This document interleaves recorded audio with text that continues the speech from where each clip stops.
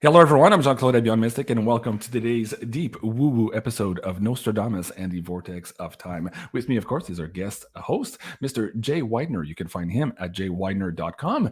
He's a book author and film producer, and you can also find him here on YouTube at Reality Check. Mr. Weidner, welcome back to the show. How are you? Hey, good. How are you? Hi, I'm good. I'm excited to have you on for this amazing series here. We're coming into an end here with the Nostradamus Decode, and this show is set to be one for the record books as well. We're very excited to move forward with you in also a new endeavor, and we'll speak about that in a few moments. Of course, please also join me in welcoming the amazing Julie. You can find her at maisonjupiter.com here on the web and also on YouTube at Maison Jupiter. Julie, welcome back to the show. How are you? I'm very good. Nice to be here. Hello, Jay. Hey, JC. And hi to everybody watching. Hey. Hello. Julie, bring your microphone again down just a little bit. You're a little bit hot compared to Jay, I think. Thank you so much, everyone, for joining us here today on this live interactive show. We love to see your comments as we go here throughout the broadcast. And of course, if you have any questions, we'll try to get to them at the end of the show. So today's episode, guys, we're going to be looking at two different themes. Well, the theme is alchemy, first of all, but two different segments. We're going to be looking at the metaphysical level, and we're also going to be looking at the physical level of this particular two quatrains of Nostradamus. And we're going to tie that into the Ark of the Covenant. So a lot of information to share with you guys here today. Before I do that, Jay, a little bird told me that perhaps you're getting back into the producing chair. Anything you can share with the audience members here as to what's coming up in 2023 for Mr. Jay Weidner? Yeah, well, I'm actually making a trilogy. I'm making the first one right now, being edited as we speak. And it's on a very famous event that happened in the 20th century that everybody knows about. And the subtitle is Solving the Crime of the Century. I don't want to say the title yet, but that's the subtitle. And then I'm doing another one on the history of MK Ultra, the origins of MK Ultra, and why it's so important for us to understand why these programs that were started in the 1950s were so dangerous and are so dangerous, including getting into Leonard Cohen working with in Montreal as a young kid, 14 years old, being involved in a mind control operation run by the Central Intelligence Agency, if you can believe that. And an old girlfriend is going to be in. We're going to interview her. But anyway, and then the last one's going to be on another famous event that happened in the 60s. So I'm taking the 1960s and showing how this was the beginning of a kind of societal, I don't want to say mind control because it's really opinion control. The MK is not mind control like everyone thinks it is. It's actually a German. I'll screw it up, so I'm not going to say it. It's two German words that mean opinion control. That's what it is. So I think it's time for us to, just like we're talking about alchemy, I think it's now time for us to uncover and release everything that has happened to show us how we got in the fix we're in right now. Wow, that's fascinating. In a work correspondence show a couple of weeks ago, we showed this KGB defector talking about subversion and how we were overfulfilled in those four segments of subversion here in order to attack your enemy. It was fascinating to watch, and I'm very, very excited to see your mind control documentary too, to see and to learn even more how we've been messed with, because that's the point.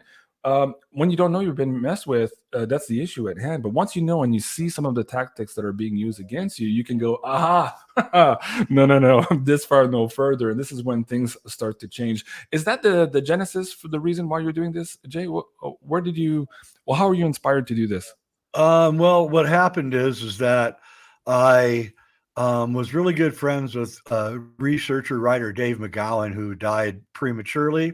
Unfortunately, he wrote a book about the music scene in Laurel Canyon in the 1960s. And we would talk endlessly for hours on the phone about all the artists that came to Laurel Canyon all of a sudden out of the blue, and how they were all the sons and daughters of intelligence agents, high-ranking military.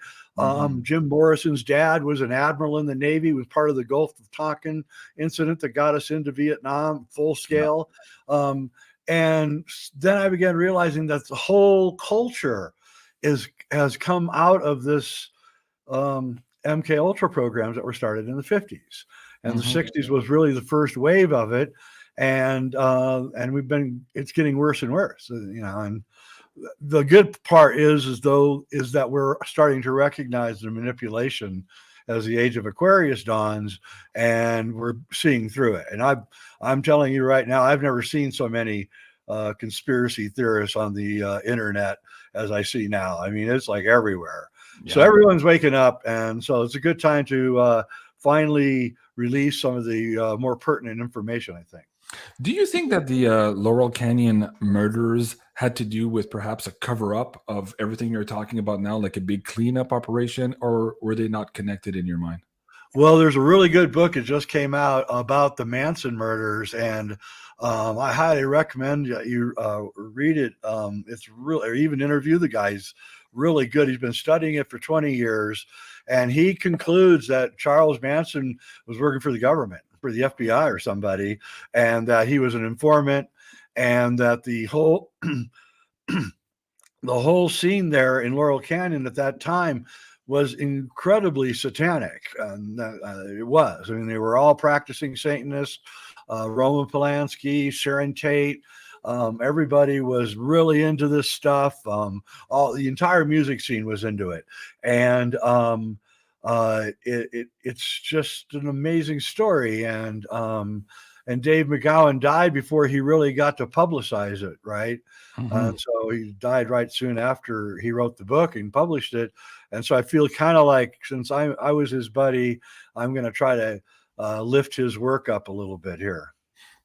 That's really cool. It makes me think of the movie Once Upon a Time in Hollywood. I absolutely Yeah. love that Quentin Yeah, Tarantino. when I think about that, I just want to say something about that movie. I like that movie, by the way. Yeah, I think it's Quentin Tarantino's best movie. yeah. I believe that what happened is right after Kill Bill, Quentin Tarantino started making propaganda films.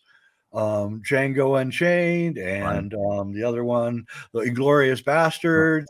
He started making propaganda films. He was clearly being told by somebody in Hollywood, make a movie about this, make a movie about that. And I believe that because this guy was doing a full-scale investigation into the Manson murders, he was told, I want you to make a movie about the Manson murders, right? And Tarantino, being the rebel that he is like, screw you. I'm going to flip the tables on you guys. I'll make a movie about the Manson murders, but not in the way that you think. And he did that. I'm actually going to do a whole thing on Quentin Tarantino. He's done that with every one of his propaganda films. He's told to make a movie about how horrible white people are and how terrible slavery was, which it was. But he turns the tables on it again. And he does that also in Inglorious Bastards. He turns the tables on the people that are telling him what the propaganda's got to be in his movie. And it's really, he's walking the razor's edge, Tarantino is. I think that's why he only wants to make one more film, because I think, well, especially when I do my analysis and reveal what he's really saying in his films, he's probably never going to work in Hollywood again. Okay. Don't say that. Don't say that. But yes, guys, go see it if you haven't seen it. Once Upon a Time in Hollywood. Great movie. Yeah, you just sit back and relax. The speed of this movie, it just brings you on like a nice summer's night, like just chill kind of movie. It's just amazing. In the end, of course, it's just like riveting, to say the least. Hilarious. Someone who was just asking you, Jay, what was the movie title? The book title. Is it this one? There it is. That's it. Okay. That's it. Okay. That is a great book. Oh my God. That is proof that MK Ultra, the 60s were completely created by MK Ultra programs. Wow. That's basically what he proves in this book. I'm gonna add that to cart. There you go. Okay. Speaking of movies, also, so this is going to be the last of our Nostradamus and the Vortex of Time special features here with Julie and Jay Weidner, and we're jumping right into our brand new series, which is entitled Movie Decodes. Julie, explain the concept here behind this brand new series with Jay Weidner, yourself, and me here at BeyondMystic. Yeah, so with Jay's really wide knowledge about movies, we wanted to talk about specific movies. So this one is just a draft poster. We might or might not do Stargate, but I'm thinking also looking into sci-fi movies, but not just sci-fi movies. And we'd like to really get the spiritual concepts in those movies and really talk about alchemy, about awakening, about all the parallels that we can make with the movies, with what's sort of happening in our evolution with consciousness. It's really fun to be able to decode the movies and realize that in many cases they were in fact documentaries. We just didn't know they weren't presented as such. So it's going to be a fabulous ride. So join us for these new series here. We'll be bringing up the posters in the next couple of weeks for you guys. All right, so let's go back to the context for today. Julie, we have two quatrains we want to look at. Let me see if I can bring up the first one here for today. I believe it was 313. We're starting there. Yeah, so let me bring that slide up for you here if you want to set that up for the audience. The other ones, please. This is the this one here earlier here. This one. There you go. Yes.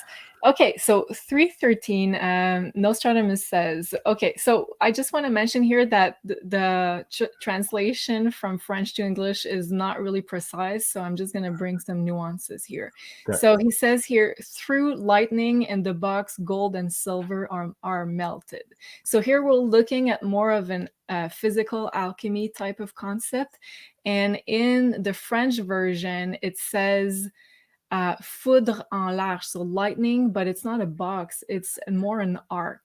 So arche in French, I would personally translate it more as an arc than a box, but apparently it has two meanings. So when I was thinking about that, I had the image of the Ark of the Covenant in my mind. So I don't know if that was Nostradamus referring to, but it just might. So we'll just touch on that just in case. And because I watched let's say a video from Gosha from Cosmic Agency, and she did a whole video on the Ark of the Covenant, saying that there's 3 of them existing, not just one. And really, really interesting video. You can go and watch it on the Cosmic Agency channel.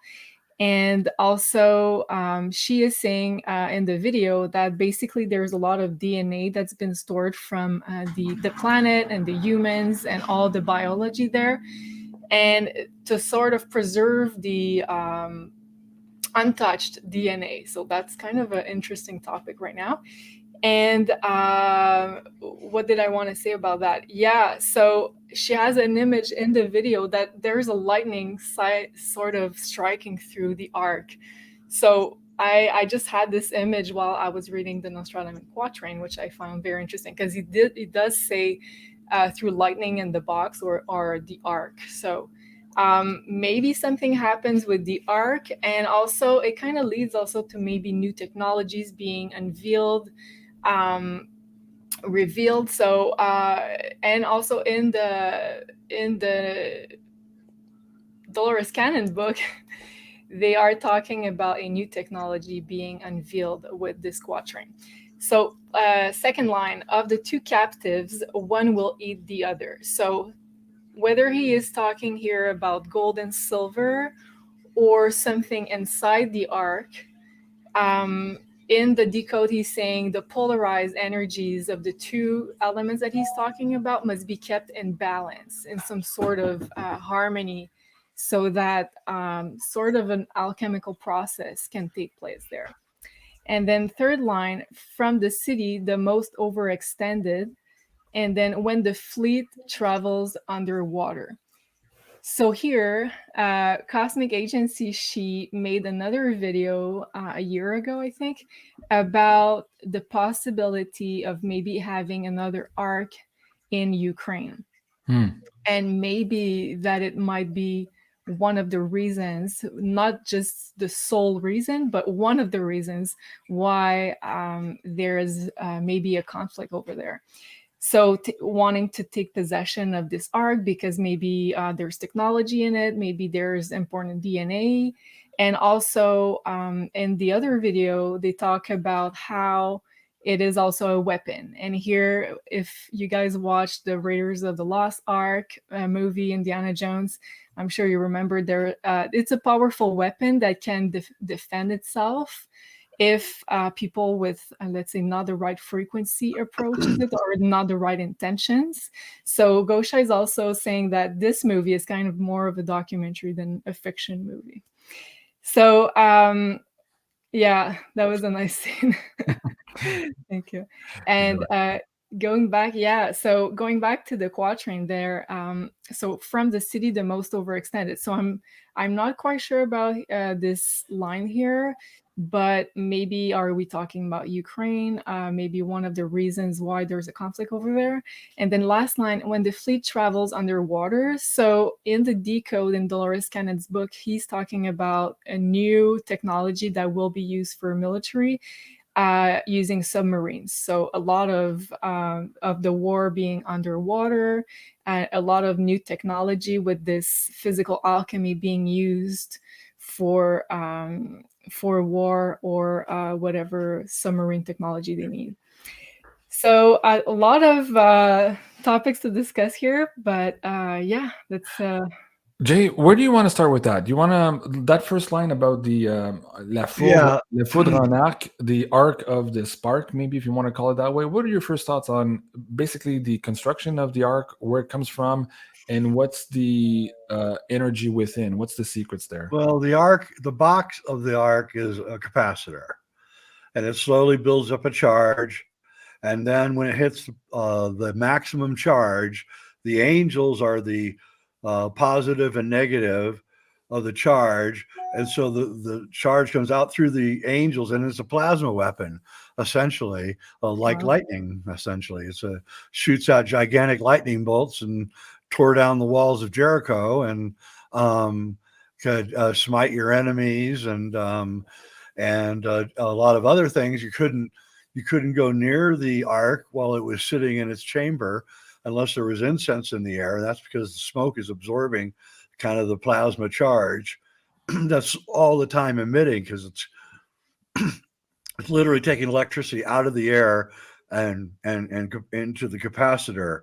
And it's an orgone box. In a way, it's like the same thing as an orgone box. And there should be many of these. There could be more than 3 for all we know. There you go. That's exactly what it's doing. It's gathering up charge. That's why it has the metal plate and the wood and everything inside it. It's a prescription that you have to have. And Putin, I know that Putin found a weapon underneath a mosque in Saudi Arabia, was it? Yeah, exactly. Yeah, underneath the Mecca. And now it's supposed to be in Antarctica, in one of the Russian. It's in Antarctica. And Putin was called in because there's a link, believe it or not, between the Orthodox Church of Russia and the Sunni Muslims.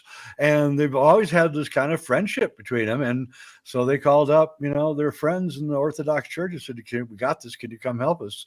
And so they came down there. So that might have precipitated, since they had proven that they had these plasma weapons that were very dangerous, by the way, Putin may have definitely decided to go look for more. I mean, you could take over the earth if you had the plasma weapons, and we do have plasma weapons.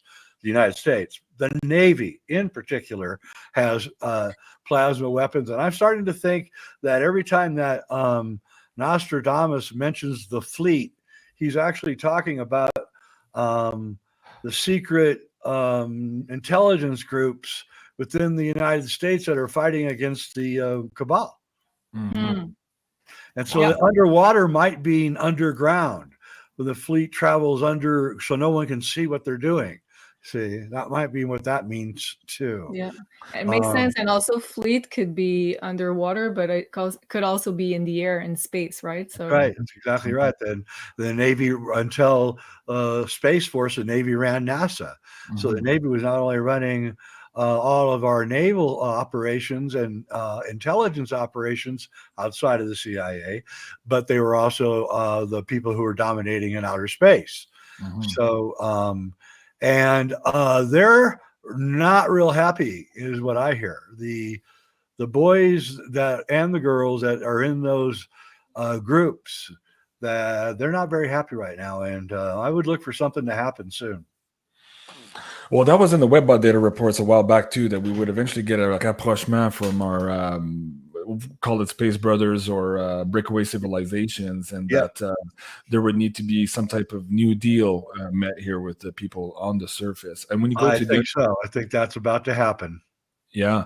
The thing about the underwater and the submarines also, like we're reminded that, there are canals of water from the coast all the way into maybe China Lake. So some of these military bases in Nebraska. So even though they're underground, they're actually still underwater as well. So there's a lot there. There is a lot there, actually. It's I think that the gold and the silver. Go back to that. I'll mention one other thing about that quatrain. Yeah, let me bring that up here. Go ahead. So I think that what he's saying is that if you put gold and silver inside the Ark of the Covenant, the silver will turn into gold. Of the two captives, one will eat the other. So I think it transmutes the silver into gold. So I think that's what it's saying. So what you do is you take a glob of silver and just a little tiny bit of gold, and you put it in there, and then that transmutes the silver into gold. It's really a recipe for how to do it. Yeah, let me bring up the documentary I was bringing up from one of our friends here, Mariam Hanin. She was a producer here and content creator on BeyondMystic, and she created this documentary, I believe in the late 90s, I forget. But anyways, here's the link. You can find that here on YouTube. I'll bring that down. We did a decode on this maybe a year ago, and she recreated the Ark here. She had John Hutchison help out and a few other scientists, and that was a really, really fascinating scenario. Yeah, it's really cool. I'll send you that link also. Right after the show, John Hutchison's right on. Yeah, it was a fascinating, and we had John Hutchison on the show also to describe some of this, and I think we got pulled, or that episode got pulled because he was saying some really bad words. Well, you know what I mean by bad words. Anyways, it was here on YouTube, and we had to pull that, or they pulled it actually just as we were ending the show. But on top of that documentary, there's another one I'm trying to remember. I think it aired on the Discovery Channel, so way back when I was a kid, that suggested that perhaps that the Ark of the Covenant, on top of being the alchemical, I think it had multiple raisons d'être. One of them was a communication device. And they talked about the fact also that when I go back to this quatrain, so let me go back here, and instead of saying gold and silver where one will eat the other, I thought it could have been something akin to Star Trek, where we have this matter antimatter chamber, and that the connection of those two could create this huge energy source that could be heralded, wielded into different technologies. I believe that the Ark of the Covenant also allows 3D physical people to communicate with the secret plasma universe. Okay, that's why I brought up the Indiana Jones thing. Also, in an older documentary, which I forget the name, they were talking about the priest going before the Ark. I'm going to see if I can find a close-up picture here, maybe at the beginning. They had to go through a specific anointing process, so they would use these specific oils, but also they had a breastplate made of gold, perhaps other metals, and also jewelry in order to shield them, or so that they can acclimatize to this maybe transference between one dimension to another dimension. What are your thoughts on that, Jay? And how? They did all sorts of stuff to protect them, because you would literally get radiation burns being around the Ark. And Graham Hancock talks about the Ark that's in Ethiopia, and that the guards have to be changed out every 3 or 4 years because they literally die of cancer from being so close to the Ark of the Covenant. And if you look at that Indiana Jones scene, you see these mystic, mists coming out, right, and zooming around. Well, that's the term mystic comes from the word mist, because plasma looks like mist, right? And that's what that is. That looks like mist. That's what a plasma being looks like right there. And no, closing your eyes won't save you. So I think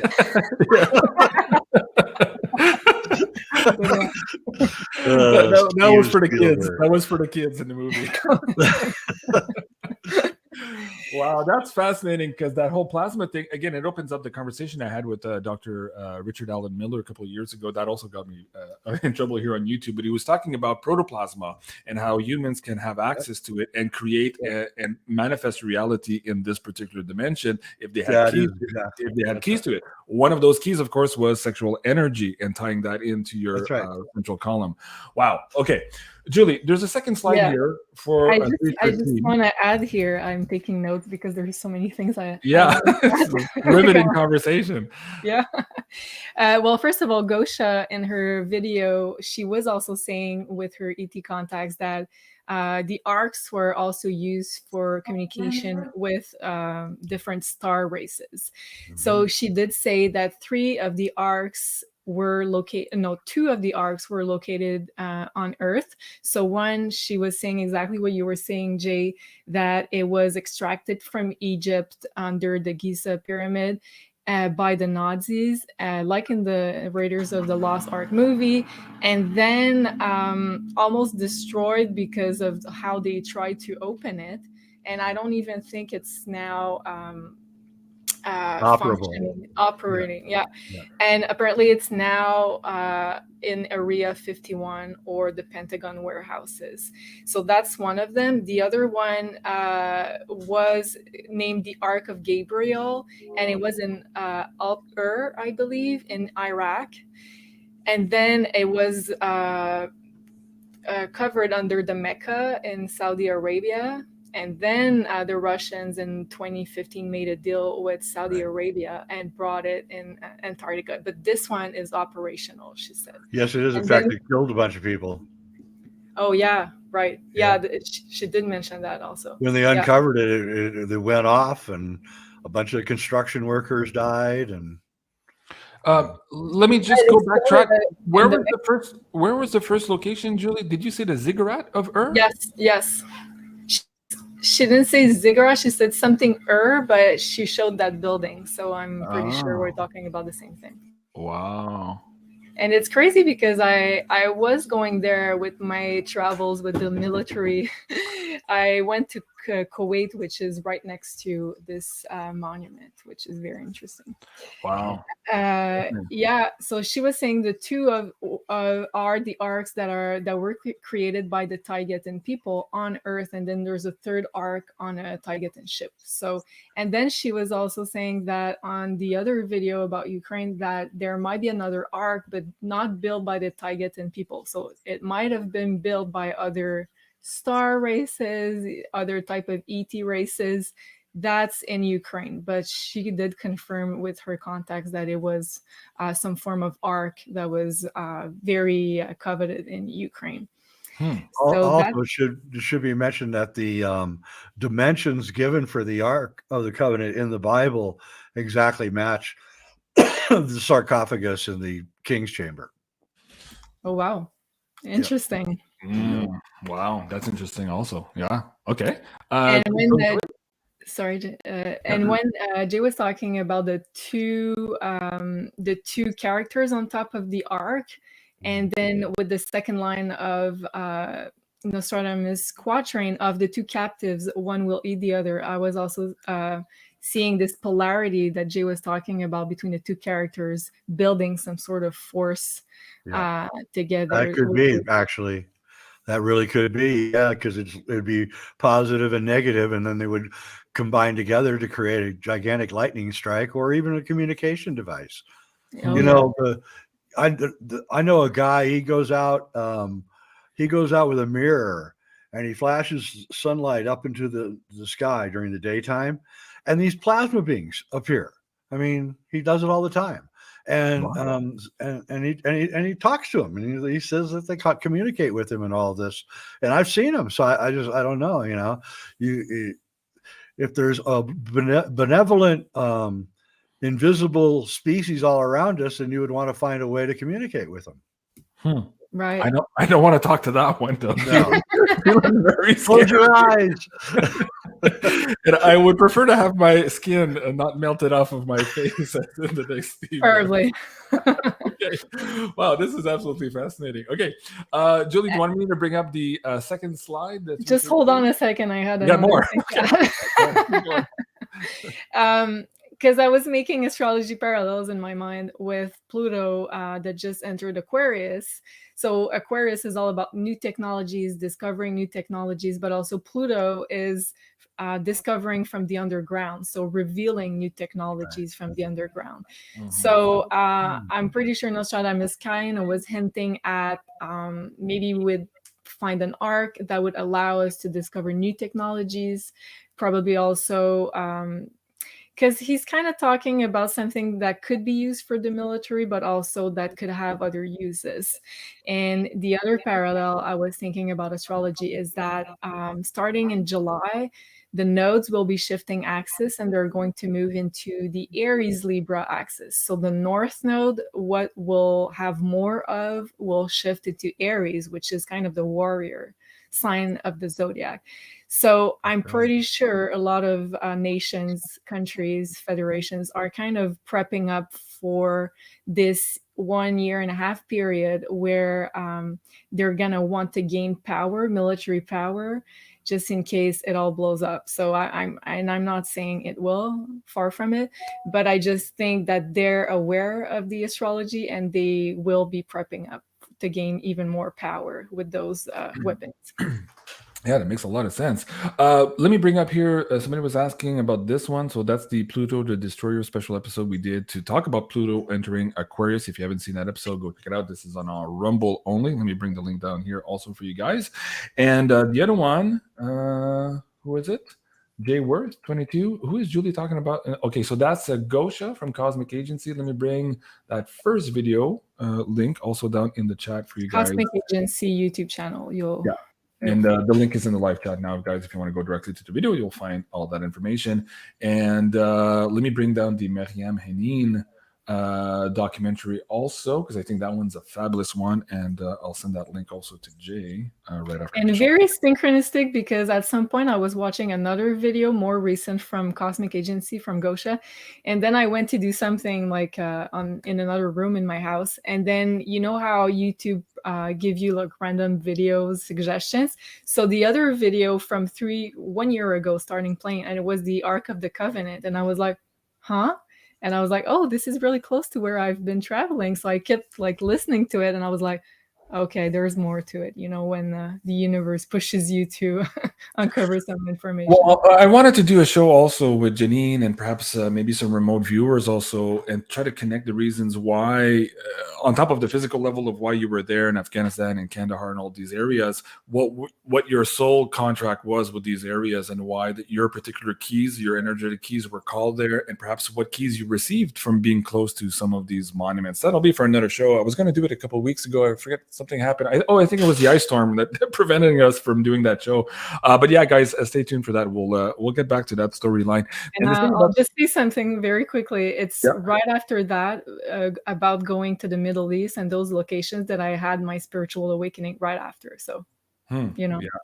And well, the ziggurat of Ur, just so you know too, was my big spiritual awakening in Cuba during an eclipse. I had this dream of Inanna, and I was climbing those stairs only to realize I was at, that junction point where you have the stairs going up and then you have the stairs going down, where that's where I met Inanna in this dream. So that was a big part of my awakening too. So we'll do a whole show on that, folks. Okay. And link, Jay, I just sent you the link also to the documentary for you. Okay, Julie, let's go back to the second part of that slide. Yes. This is okay, so 313 again. Go ahead. So yeah, the decode from Dolores Cannon's book from the same quatrain. So he says, so Nostradamus, that this quatrain refers to some inventions that you would call modern inventions. These, of course, will be found to have military applications. He says, for example, the box with the flickering light, sometimes it's translated as flickering light instead of lightning, refers to the taming and controlling of electricity. So exactly what Jay was saying, but more in a metaphysical kind of way. Gold and silver technology, such as electroplating things with gold and such. But in my personal opinion, I think it's way more than that. And how this in turn led to technologies such as communications technology. using microchips and such as this, which in turn is what is used to communicate with what you call submarines, the fleet of submarines that each country has. So then later on, Dolores Cannon asks the person who's channeling Nostradamus, the translators thought that he was talking about alchemy. And then he responds, he says that the practice of alchemy gave rise to chemistry and astronomy, as well as astrology also contributing to this. He says that some of the early alchemists were looking for metaphysical knowledge and some were just simply for physical knowledge. So, yeah. So it's kind of just leading the way into the subject of alchemy, which I'm sure Jay will kind of introduce for us, because I don't know much about it, but I'm willing to learn. Okay, Jay, you're on the spot with that. And speak also to how this alchemy is also the human being getting into that rainbow body, getting into those stages of enlightenment. It seems that perhaps the priests here in Egypt and some of them using the Ark are also using it for that specific purpose, not necessarily as a weapon against their enemies. Speak to that a little bit for the audience. Yeah, so it's like trying to explain alchemy in a couple of minutes is pretty hilarious. But we are going to have a course with Jay Weidner on the Academy. I'm sure it's more complex than just Yes. the human. So 99.99% of the universe is plasma. Yeah. All right. The rest is gas, liquids, and solids. The last 1%. So all the things that you see are the smallest part of the known universe. So, and you can't see the 99% for the most part outside of stars, which are plasma. Okay. And the sun is plasma. And so there's an invisible universe all around us, and we are physical beings, but we can draw that energy into our being. And when we do that, we can eliminate the need for food, for sleep. This is if you're a really good alchemist, and you live a long time. And you can't separate the metaphysical from the physical. They're both the same. So you have to understand that you're dealing with invisible metaphysical forces. Many of these, I call them critters. I don't know what else to call them. Some of them don't care about us a lot. Some of them don't care about us at all. Some of them don't like us. Most of them don't care. Okay. But if you ever find plasma beings that actually care about you, then you are now have struck philosophical gold, because those beings will now assist you in your journey and give you information and all the rest. So the universe is plasma, it's electricity, and everything that we are is electricity. Our brains are electricity, our heart's electricity, our blood is electricity. That's why it's red. It's got iron in it. That's for conductivity. And when you die, your plasma body leaves the physical body and it goes back up into the larger plasma field. Each planet that has life has a plasma field around it. It's shaped like a torus. And you come down from that plasma field, and your sushumna, which is an invisible filament that comes right down here, the top of your head, and you're always connected to that plasma field. And when you dream, you go up that filament into the plasma field, and when you astral project or remote view or any of that stuff, that's what's going on there. And all of this is going to become known now. We're done. Everybody that I know that knows all this stuff has been afraid for their life, because they basically killed us before. But I just feel like everybody now is ready to talk and release all the information, so that we all find out that we are not mortal. We're all immortal, and there's nothing to fear. And we can stand up to anyone, because what's going to happen is you're just going to go back to your plasma field anyway. You'll come back unless you're advanced, and that way you will actually become a higher form of plasma. So that's how it works. And Tantra and alchemy and all of these things are all the same. They're all related. You need to know where your stars are in order to know when the perfect time for you to do your plasma body stuff. And so you need to know your astrology.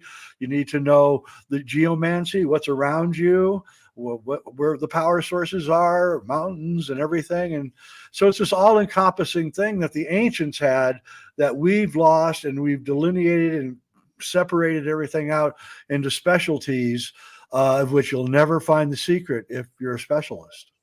You know what's fascinating about all that? We're seeing more and more this encroachment on free speech at a very, very accelerated clip around the planet. And to some extent, you think, oh, they want to stop us from talking against the government and, you know, those damn freedom fighters and those damn anti-vaxxers and blah, blah, blah.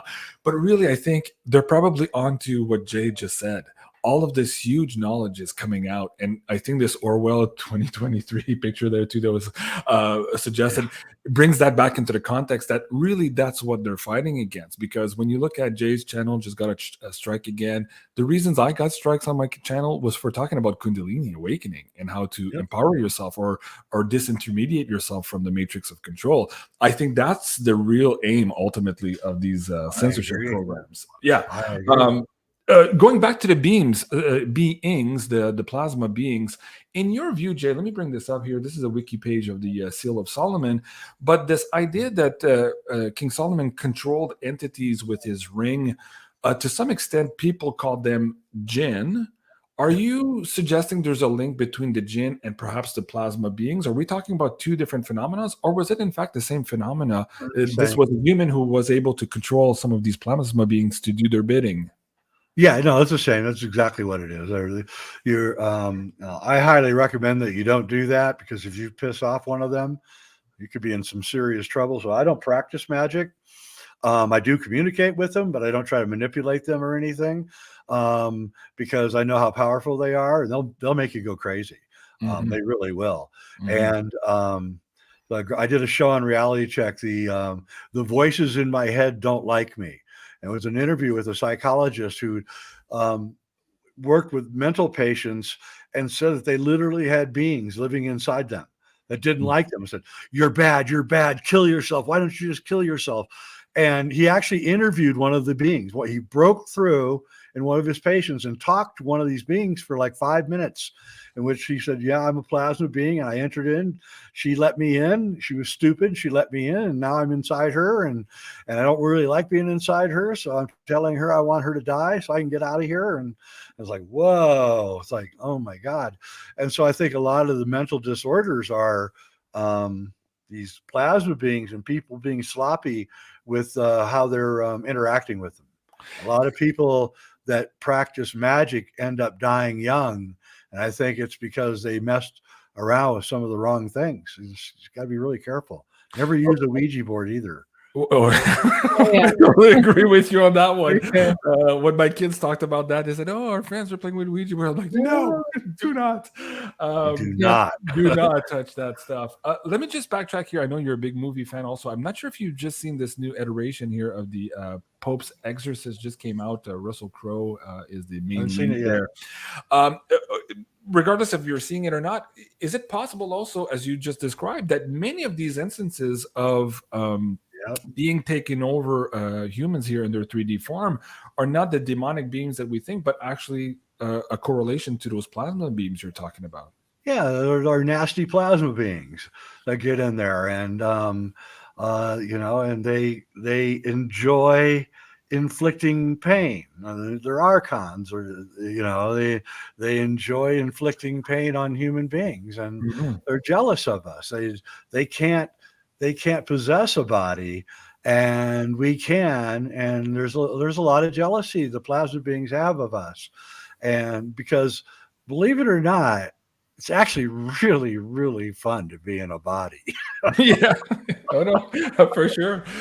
There are plasma beings standing in line for the next 100,000 years, hoping to incarnate into a human body. I mean it. And okay, CB says, "Holy shit!" Yes, holy shit. that's the term here. That's for sure. But I had a shamanic teacher about 20 years ago, and before he had gone through his shamanic awakening and process, he was an alcoholic. And so he had cured that of himself. But what he had said was that once he had gone through this enlightenment process, he could go back to the places he used to fréquenter, to visit the bars, the watering holes he used to go to when he was an alcoholic, and he could literally see stacked up on top of the bar all of these beings just waiting in line to embody people there whose frequency gate had been lowered just enough for them to go through their physical shields. Talk about that, Jay. Yeah, I wrote a screenplay. I never sold it, but it was about this subject. And the opening scene was a boxing match, right? And two guys just beating the hell out of each other, and the crowd's all cheering and screaming, right? And then the camera pulls back from the whole scene, and you start to see the demons coming in, and as the violence increases, and and the crowd gets excited, and I truly believe that violent sports attract very, very, very bad plasma entities. Wow. And so do any kind of violence, war, any kind of violence attracts them in, and they get attracted in. And we know, like from the Mothman incident in Point Pleasant, West Virginia, that there was like all this bad vibe going on in the town, and they kept seeing these weird creatures, right, that they thought were Mothmen. And then this all preceded the bridge collapse, the biggest bridge collapse in U.S. history, over the Ohio River, and killing a whole bunch of people. And so it's like these entities are attracted to things in the future that are going to be bad. Wow. Fascinating. Okay. Stay away from bars and violent sporting Stay away from bars. Protect yourself. Well, we have to do a whole series on that. We actually have a workshop coming up on psychic protection on the Academy. Stay tuned for that, guys. It was just delayed a couple of times here with everything that's going on here, but it should be up relatively soon. Julie, let me go back to that last slide. Were you done here? Is there more? Yep. We can switch to the next one. This one here. 302. The other 302. This one. Yes. Okay, so that's the quatrain that's known as the alchemic quatrain. Yeah, this is a great one. Nostradamus. I can't wait to see what Jay has to see about it. So first line, he says, the divine word will give the substance. So for me, like when I read that line, I was also thinking about us going into the age of Aquarius and having more downloads also from source, and more inspiration that's channeling through us into the physical world. So give to the substance more like a material form to those downloads. So that's the way I saw it. And then second line, he says, that which contains heaven and earth, hidden gold in the mystic deed. So that's a very mysterious line. That which contain heaven and earth. So the divine word above, and the line above, contains the heaven and earth, hidden gold in the mystic deed. So to me, what it made me think is like a portal of energy giving us access to even more consciousness. Gold being more consciousness, the sun is more consciousness in astrology. And also the mystic deed, I was also reminded of this transit that we're having right now of Saturn in the sign of Pisces. So Saturn is the control, but also the authority in a society. So I'm thinking a lot of people working in a spiritual community, leading the way for others. So hidden gold in the mystic deed. And Saturn in Pisces, it's interesting before, because we were also talking about how the freedom of speech was very manipulated these days. And it's funny because while we were having that tendency, Saturn was in his home sign of Aquarius for the past 2 years. So Saturn control Aquarius information, freedom of speech.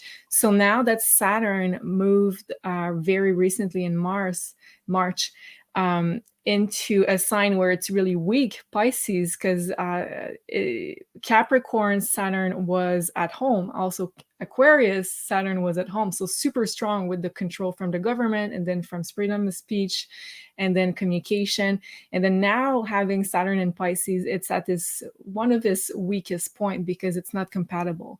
So it's dissolving, the control is dissolving into even more awareness, even more consciousness.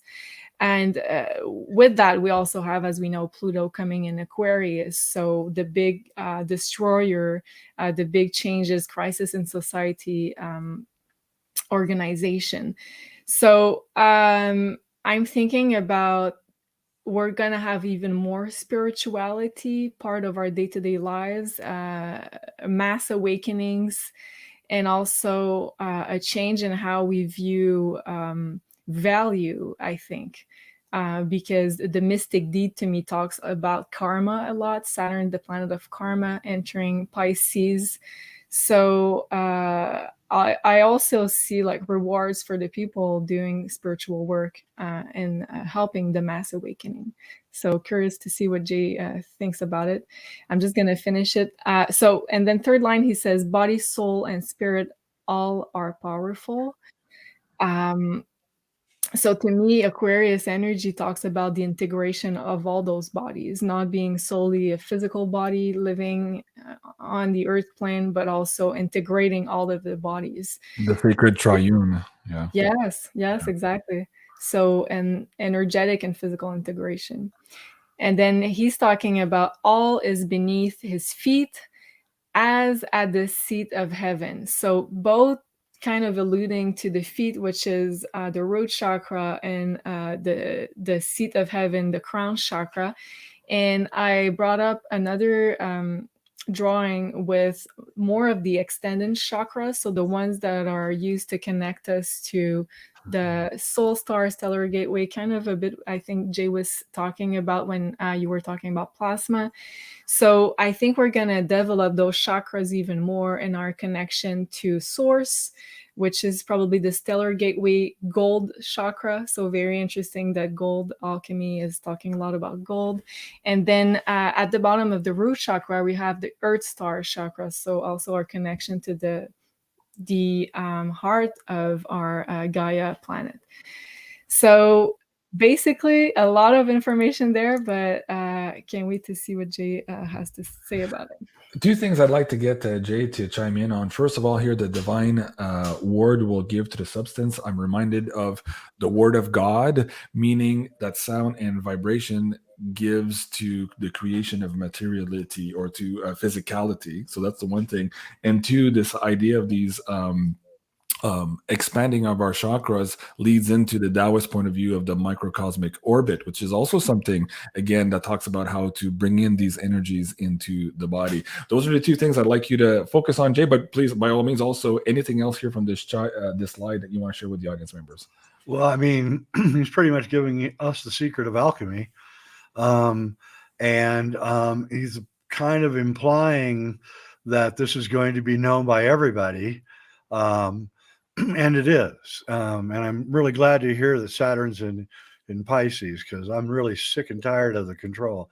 And again, that's like my films. I'm decided to just bust loose with everything.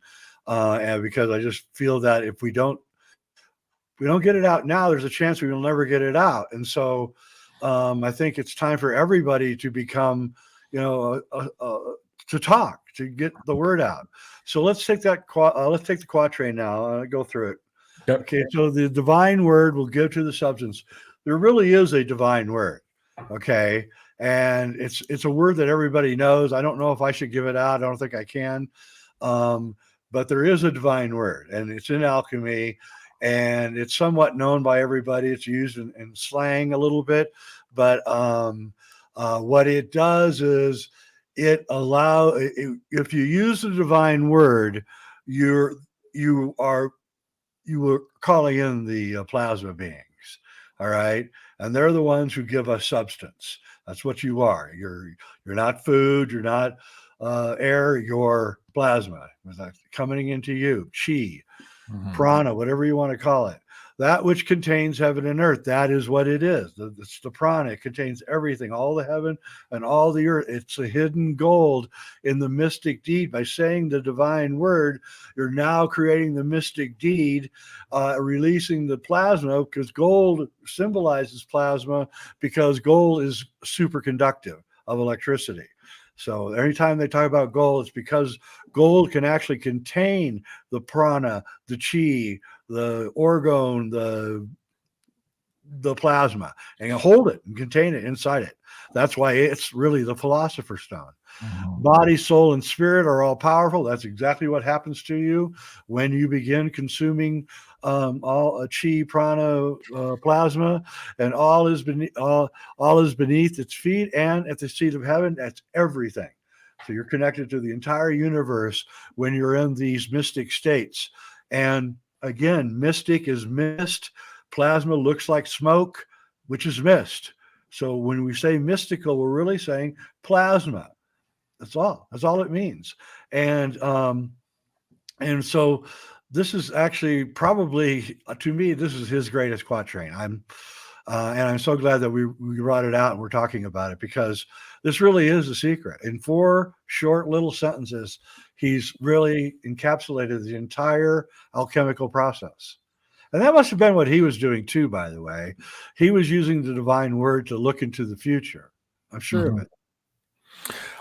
Well, Jay, there is a reason we use this one for the last of these series of the Nostradamus and the Vortex of Time.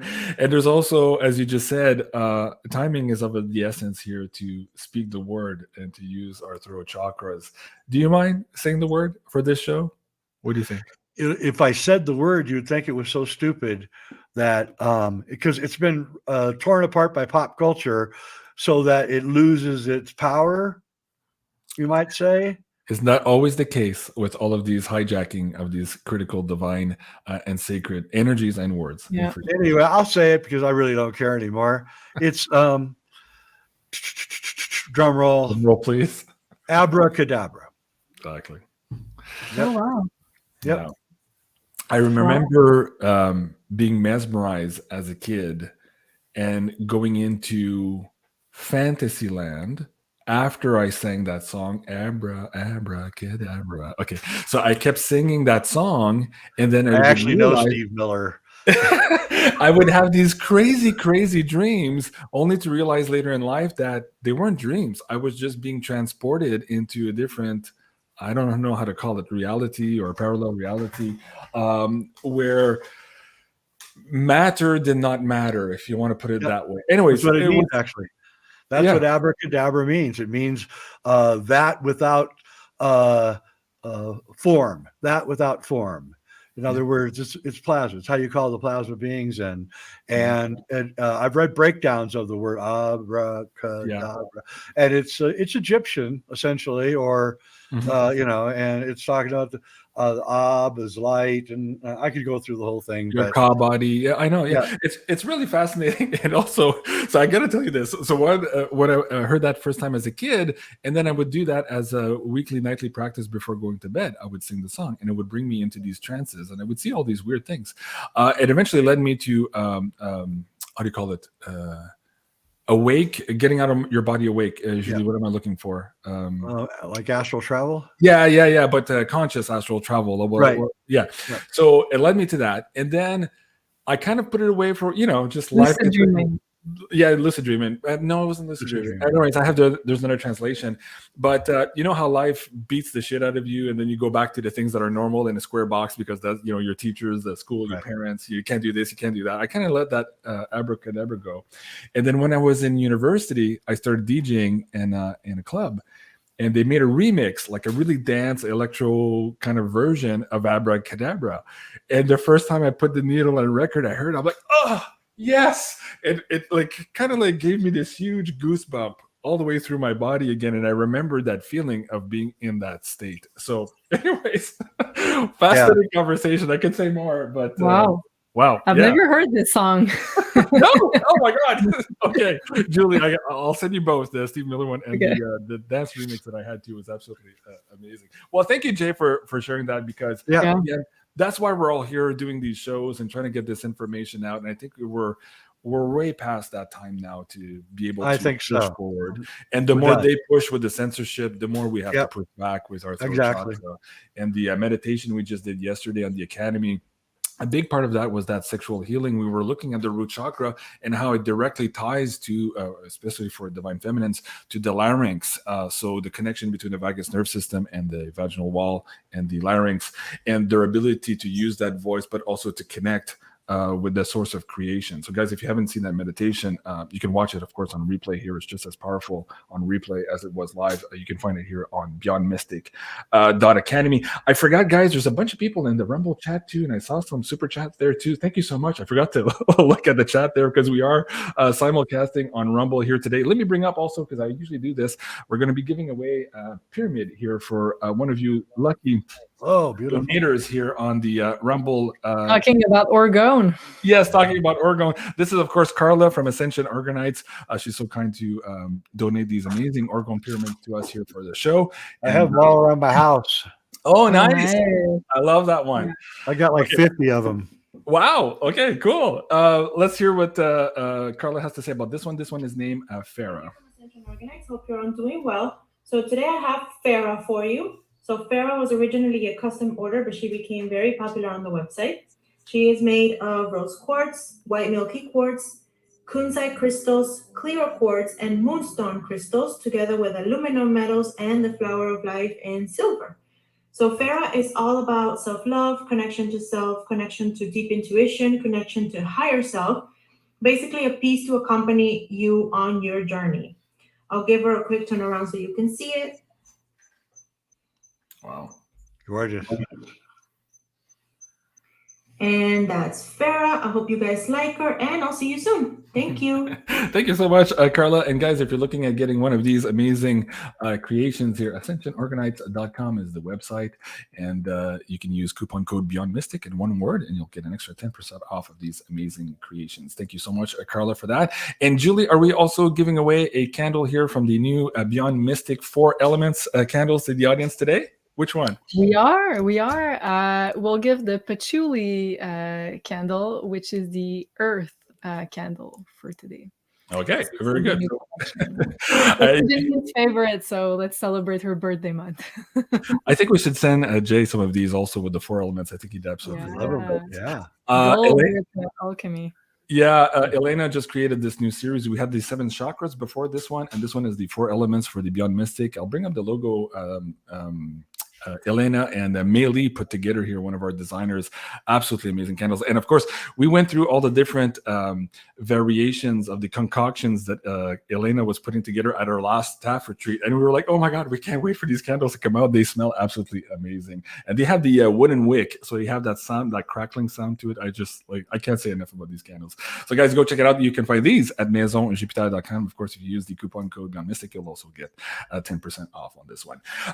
Julie, before we go, anything else we want to talk about? We talked about the fact that we're moving into now these movie decodes here moving forward with Jay, similar to the Nostradamus and the Vortex of Time kind of decodes, but we're going to focus a little bit more on perhaps disclosure through these movies, the alchemy here of going through the Torii gate from the mundane to the divine. We're going to kind of put our focus on that moving forward.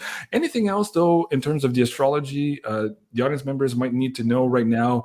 You've just mentioned, of course, Pluto moving into the age of Aquarius, Pluto the Destroyer. We put up the episode here on Rumble. That means that a lot of the old structures are coming apart, and it's our job here moving into the age of Aquarius to recreate the structures that we want for humanity. Let them know here what's coming up in terms of astrology for the next couple of weeks and months here, and how they can best manifest their own destiny through all of that.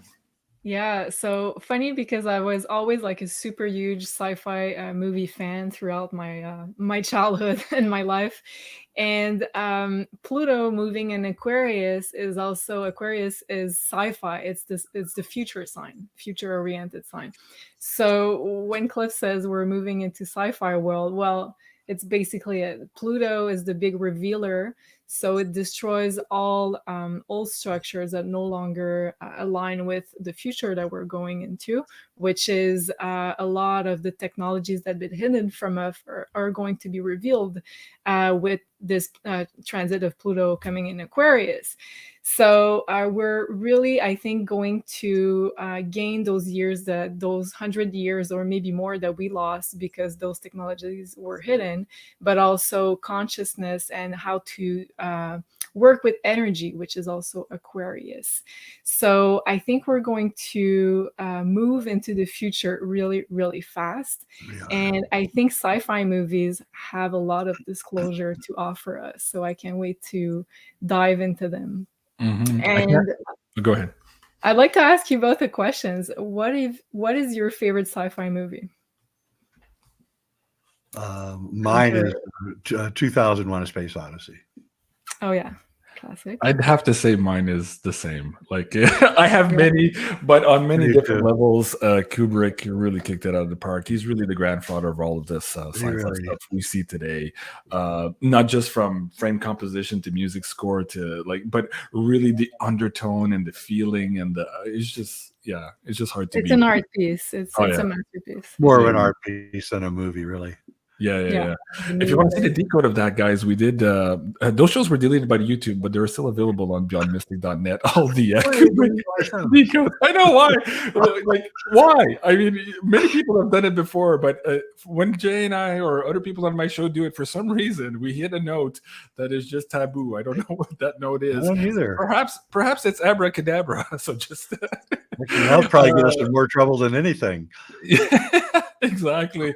So go look for this poster, guys, on YouTube, and you can hear the Steve Miller Band version of that and have some fun with that. And yeah, maybe I'll bring up the dance. Steve Miller doesn't look anything like that anymore. No. I guarantee it. So you see, 82. So I would have been 10 years old, and my mind was still open to a lot of possibilities in those ages, right? Like you're almost kind of set in by the schooling system, but I still had room for the huge imagination and the big possibilities that our world gives us, really, that has been taken away from us through this matrix of control, the education and all that. So these were fabulous years for me. And for some reason, I don't know. Let me ask you this. Do you think that that's exactly what he was doing at the time, Steve Miller, that he was a sorts an alchemist and revealing those secrets through this song, whether or not that was explained in the album track cover and the details?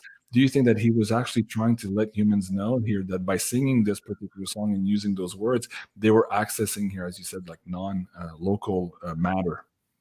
I don't know. I've actually asked him that, and he gave me kind of a vague answer.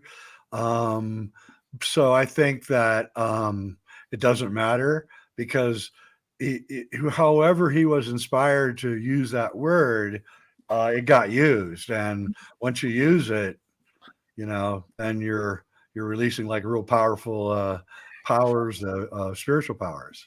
The cat's out of the bag. But I want to say one thing about what Julie said about what's going to happen here is Terrence McKenna used to say this to me all the time. He said, what you don't understand, Jay, is that when the age of Aquarius comes, the entire future will happen. And I would say, what does that mean? And he'd say, everything, all the inventions and everything will all occur at the same time. So there's like a buildup of all this technology, and then it's just going to be all released at the same time. And it's going to be absolutely mind-blowing, and it's going to blow apart. It could blow apart our whole society. For sure. It's that coiled spring that's been suppressed for so long. Once it's released, everything comes out at the same time. And we're actually living in it now. If you have the eyes to see, we're seeing right now the crackling around that coil that is starting to spread. That's what AI is. AI is the beginning of the end for many technologies and much work. People are going to have to start finding other ways to make a living, because AI is going to take away a lot of jobs. We were talking about that in another show about how it wasn't a Tavistock Institute, but another one of those big think tanks that were saying that maybe in the next 10 years, 80% of government jobs would be gone just because of smart contracts and how most of the government programs can be run now by automated software. Will be. So well, it's not bad if you think that it's going to put humans back into their creative power and not doing robot work anymore. So you'll have no choice but to be a creator of your own existence. Well, just like in Star Trek, if you don't have to work for money, there's no money, you have replicators for food and all that, suddenly you can spend your time being the best version of yourself to be a better human. And I remember that Picard line there in First Contact, he was talking about that. And of course, it's Gene Roddenberry's vision. And I have a show coming up. It's going to be called Where No Woo Has Gone Before. So stay tuned for that. We're going to get into exactly that subject matter of how we can look at Gene Roddenberry's vision and how that ties into walking through that Torii gate and what we're looking at right now with the astrology. So that's going to be with Julie, myself, Janine, and some very special guests coming up. So stay tuned for that series. You know that Gene Roddenberry was Star Trek was an idea given to Gene Roddenberry by a general high up in the secret space program. The Navy, yeah. The Navy. Yeah. It all makes sense. It's part of my show notes for one of those interviews that's coming up. So yes, I'll have you on too for this one, Jay. I'm sure you're going to have a lot to contribute to that. It'll be amazing. And so it's going to be called Where Neo Wu Has Gone Before. Guys, this was the last of the Nostradamus and the Vortex of Time. Thank you so much to our contributor, Mr. Jay Weidner. Amazing work as always. Thank you so much, Julie, for all the amazing research also. Please, guys, go and support Julie here at maisonjupiter.com. And of course, you can go and look at all of the amazing content here at Reality Check on YouTube, and stay tuned for the upcoming 3 documentaries being promoted and presented here by Jay Weidner in 2023. I'm Jean-Claude BeyondMystic. I love you guys. Have a great day, and we'll see you soon. Au revoir.